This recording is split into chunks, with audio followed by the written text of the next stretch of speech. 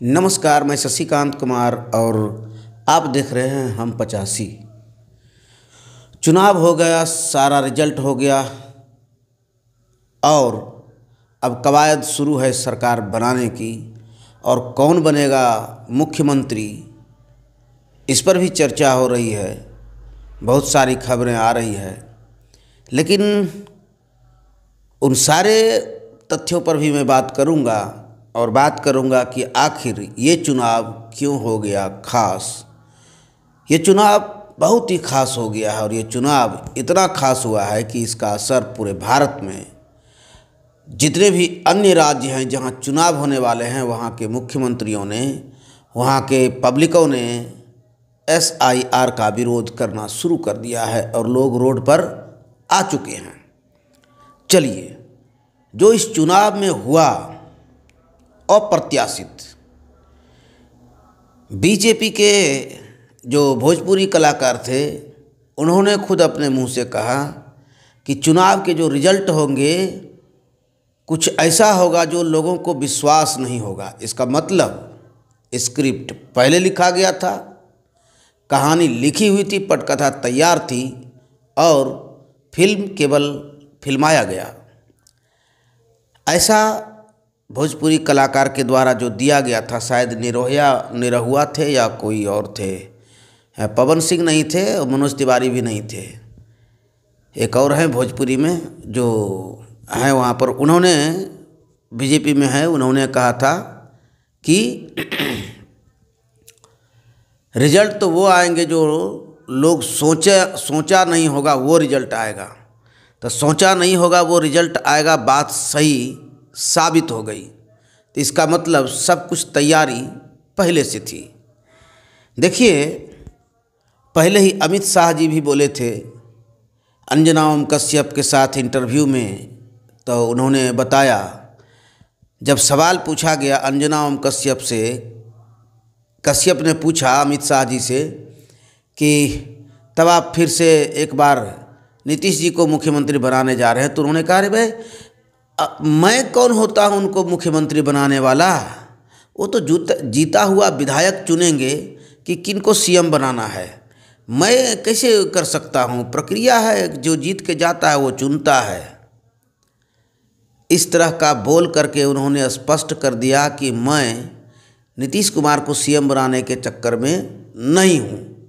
और बीजेपी के deputy CM जो थे बिहार के, उन्होंने भी कहा था कि हम लोगों का सपना है कि अपना CM हो। और गिरिराज सिंह ने कहा कि अटल जी के सपने को पूरा करना है और बिहार में बीजेपी का मुख्यमंत्री बनाना है।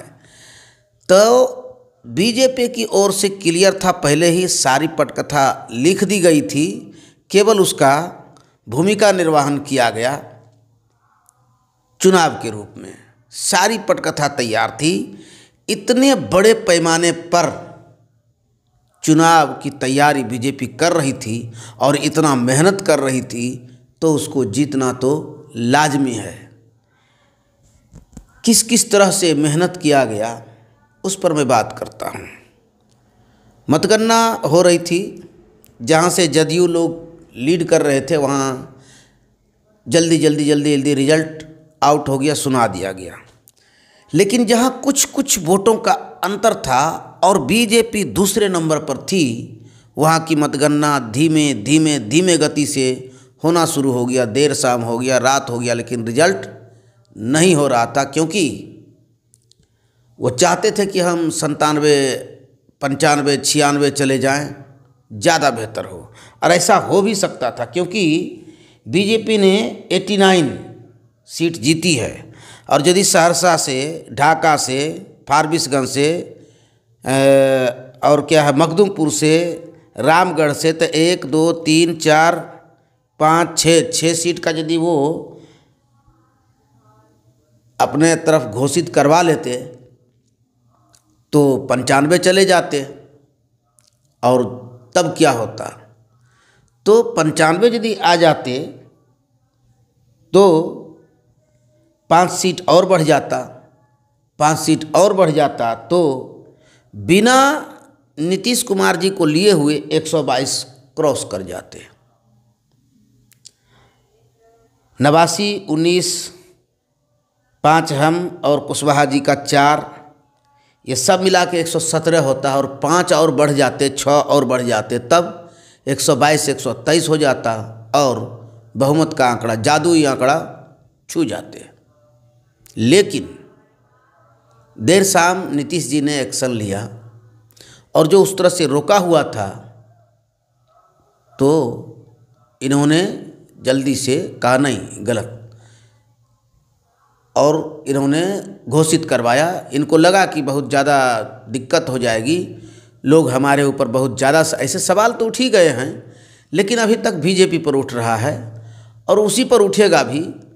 और नीतीश जी का शासन में हुआ है, सवाल तो इधर भी जाएगी, उंगली इधर भी उठेगी। लेकिन जितने सारे हुए पूरे चुनाव में, सारे बीजेपी नेताओं का गोल गोल बात, अलग अलग तरह की बातें, सरकार बनाने से लेकर के, सीट शेयरिंग से लेकर के, बहुत सारी चीज़ें खुल कर के आई कि बीजेपी जिस तरह शिंदे के साथ खेल किया उस तरह नीतीश जी के साथ खेल कर सकते हैं। यहाँ तक एक टीवी पत्रकार को बीजेपी कार्यकर्ता ने कह दिया कि अमित शाह जी का फ़ोन आया है कि हमें नीतीश जी को हराना है, तीर ही लालटेन है, लालटेन ही तीर है।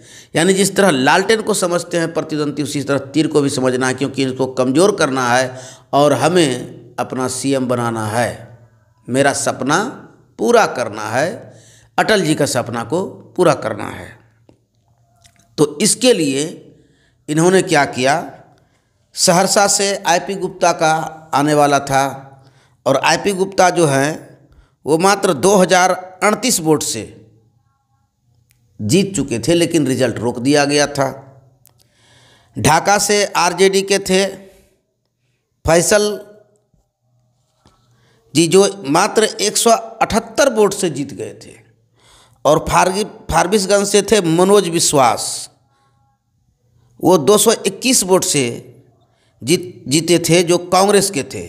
अब मखदूमपुर से सूबेदार दास जो 1830 वोट से जीते थे, और सतीश सिंह यादव यानी पिंटू यादव, ये मात्र 30 वोट से जीते थे। और इस पर ट्वीट होना शुरू हुआ, क्या कहते हैं, ये पूर्णिया सांसद पप्पू यादव जी ने ट्वीट किया, आईपी गुप्ता ने ट्वीट किया कि हमारा रिजल्ट हो गया है और हमको सर्टिफिकेट नहीं मिल रहा है। और इस तरह के ट्वीट जब आने शुरू हुए तो नीतीश जी हरकत में आए और इन्होंने अपना कंसल्ट किया और फिर धीरे धीरे वहाँ से सीट घोषित किया गया। और सीट घोषित किया गया ऐसे नहीं, 8 बज गया था शाम, और रामगढ़ से जो बीएसपी के विधायक जीते वहाँ पर रिजल्ट नहीं दिखाया जा रहा था। और 3 बार काउंटिंग होने के बाद भी काउंटिंग करना चाहते थे, तब इन्होंने लोगों को खबर किया और बीएसपी जो कैडर बेस्ड पार्टी है रोड पर आई, पुलिस ने लाठी चार्ज किया, फिर उधर से रोड़ेबाजी हुई, कुछ पुलिस को चोटें भी लगी। और ज़्यादा पुलिस ने जो लाठी चार्ज किया उससे आक्रोशित हो गई जनता, और रोड़ेबाजी के बाद एक स्कॉर्पियो थी प्रशासन की, उसको आग के हवाले किया और उग्र हो गई भीड़। तो स्थिति हालात बेकाबू होने पर था और बेकाबू हो ही गया था। तब जब सरकार को खबर मिली, वही नहीं, बीएसपी चीफ मायावती जी ने जब कॉल लगाया बिहार में, बात की, तब जाकर के उसको घोषित किया और तब हरकत में आई बिहार सरकार।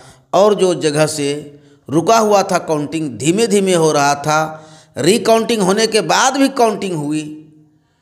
क्या कर दिया था, तमाशा बना दिया था। 3 बार काउंटिंग हो गई, फिर कहता है कि रिकाउंटिंग करेंगे। क्या तमाशा इन लोगों ने बनाया था। पहले ही वो सब वीडियो सब कुछ आ गया है आप लोगों के बीच में सोशल मीडिया में, और मैंने भी उसमें बताया है कि इस प्रकार जमुई में हेलीकॉप्टर उतरता है, 2 आदमी यहीं रुक जाते हैं, 8 बजे सीसीटीवी कैमरा बंद होता है।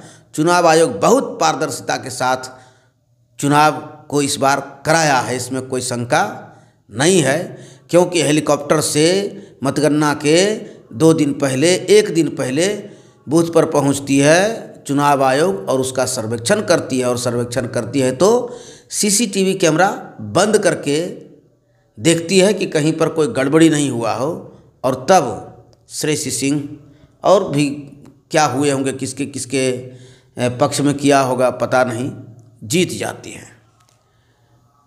ताज्जुब ये है, जिसके हारने का डर था वो 30-30, 40-40 हज़ार वोटों से जीत जाती है। गजब है। और गजब तो यह है कि 1,22,000 4 आदमी को आया है। 2 डिप्टी सीएम थे, एक बीजेपी के, दोनों बीजेपी से ही, एक सम्राट चौधरी, एक और क्या नाम था, चलिए, दोनों को 1,22,400 मत प्राप्त हुए। कितना आंकड़ा सटीक है। केवल 1 शून्य का हेर फेर किया गया। सम्राट जी को मिला 1,22,480 और जायसवाल जी को मिला 1,22,408। 0 इधर 0 इधर बस। और 4 बीजेपी नेताओं को 1,22,000 वोट मिले। इतने वोट।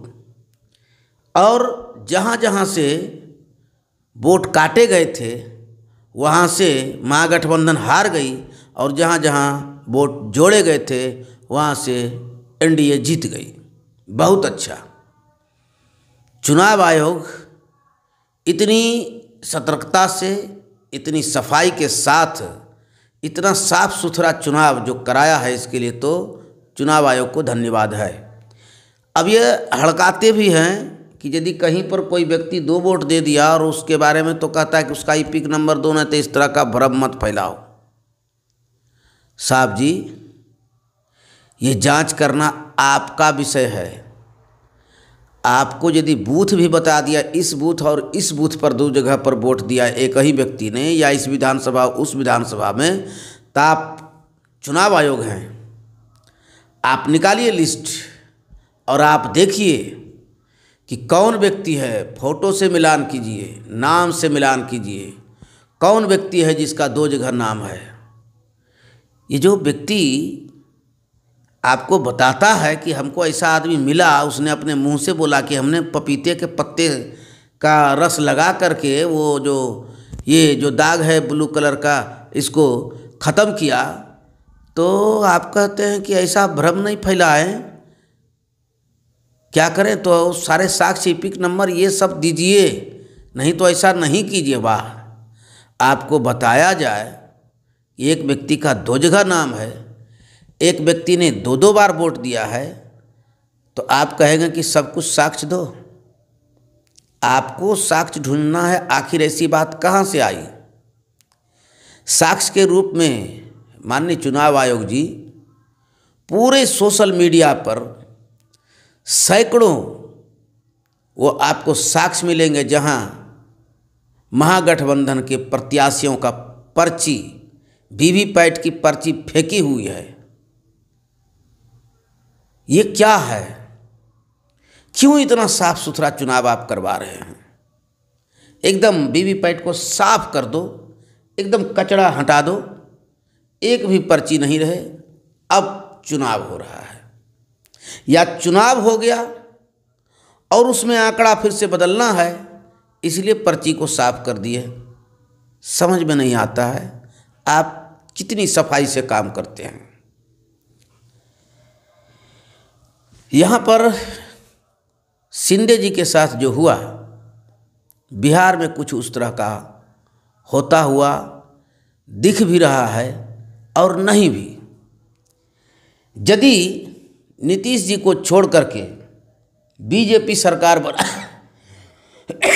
माफ़ कीजिएगा, बीजेपी सरकार बनाना चाहे तो बीजेपी के पास 89 सीट है, एलजेपी रामविलास 19 सीट, हिंदुस्तानी अवाम मोर्चा जीतन राम मांझी जी की पार्टी, परिवार की पार्टी है, 5 सीट। RLM राष्ट्रीय लोक मोर्चा उपेंद्र कुशवाहा जी का 4 सीट। 9 दूनी 18, 5 23 4 27, 8 2 10 1 11, 117 सीट होते हैं। लेकिन आंकड़ा कितना चाहिए?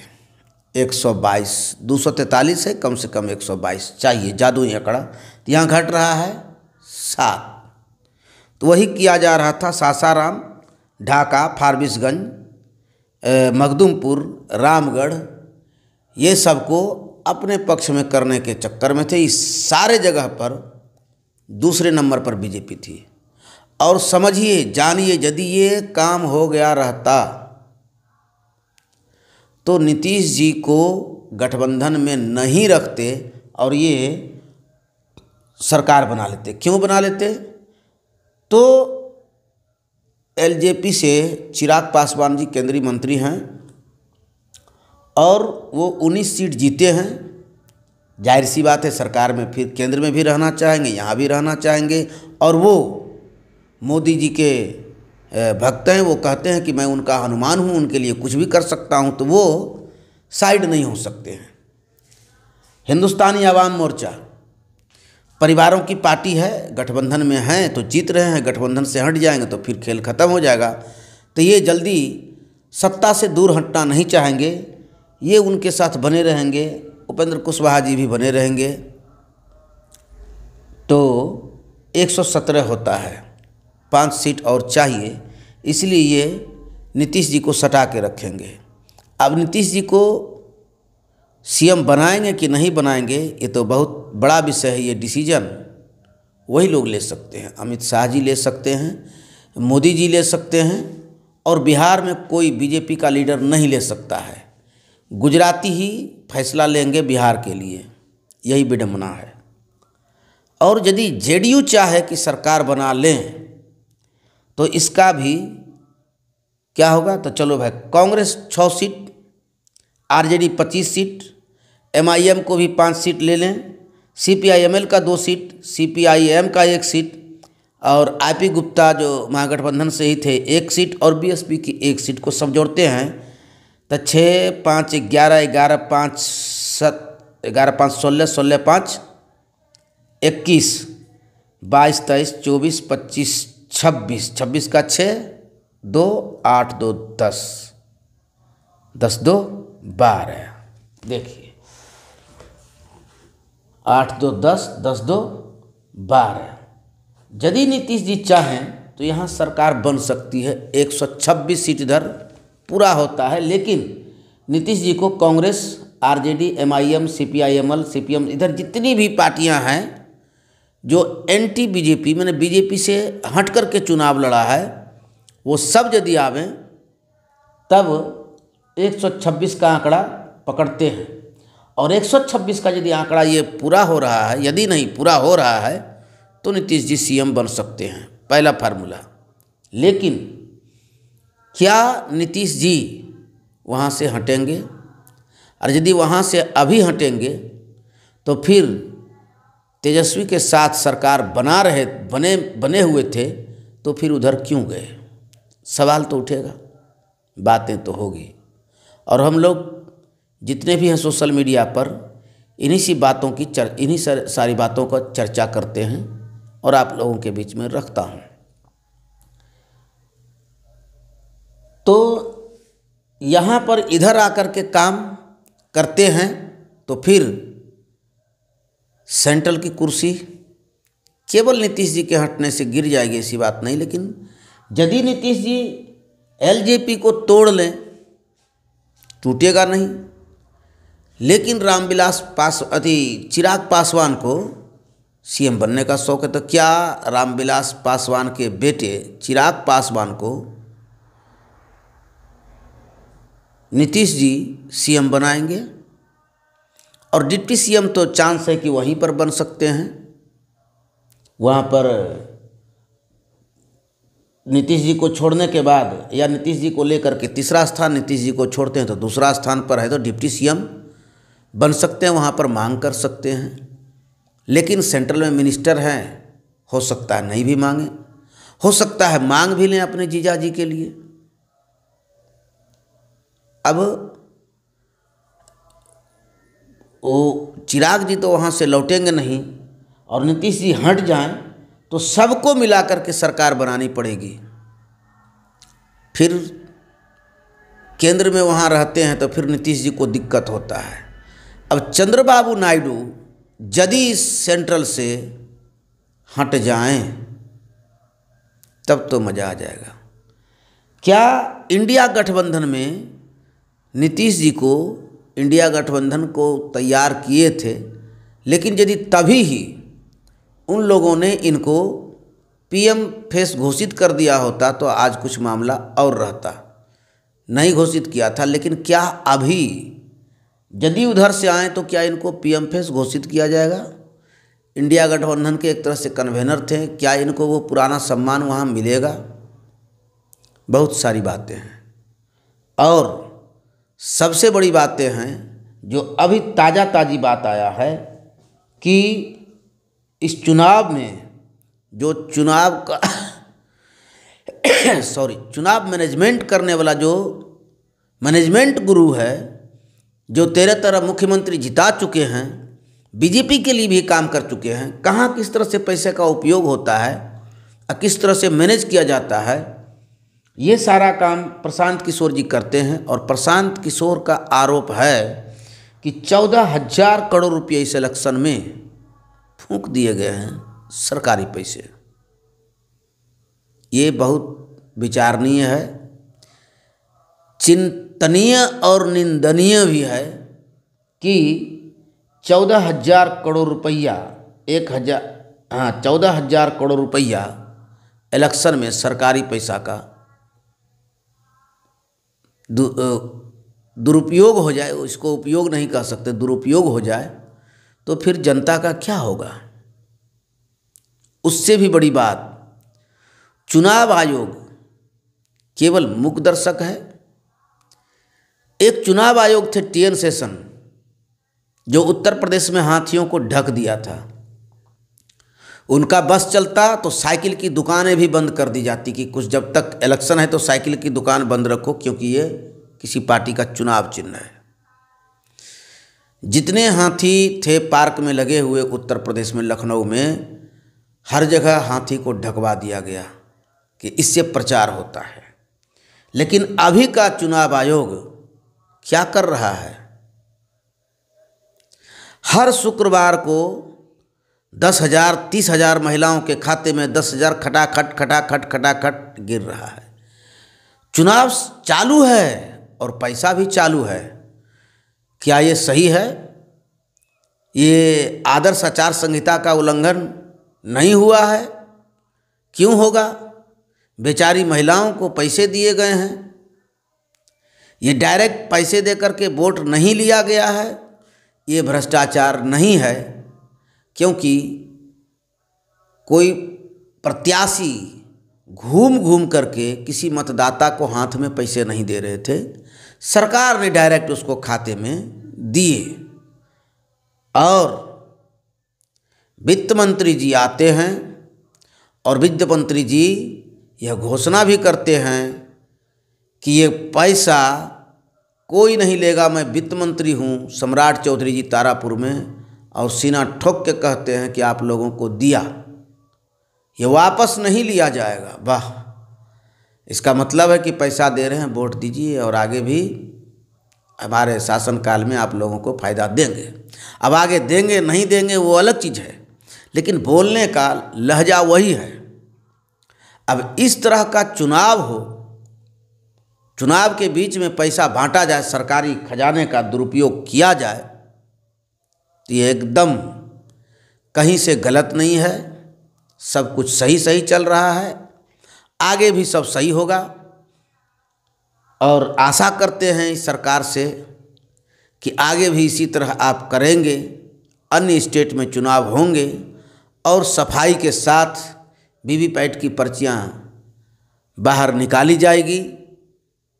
और निकालना ज़रूरी है, क्योंकि वीवीपैट की पर्चियां अंदर पड़ी रहेंगी तो अंबार हो जाएगा। पर्चियाँ कहाँ रखी जाएंगी, तो पर्चियों को बाहर फेंका जाएगा, निकाला जाएगा और आंकड़े फिट किए जाएंगे। बने रहिए हम 85 तक। यदि पहली बार हमारे चैनल पर थे तो आपसे एक छोटी सी गुजारिश कि इसे सब्सक्राइब करें, बेल आइकन प्रेस करें। वीडियो अच्छा लगे तो लोगों को शेयर कीजिए, कमेंट करें, लाइक करें। नमस्कार।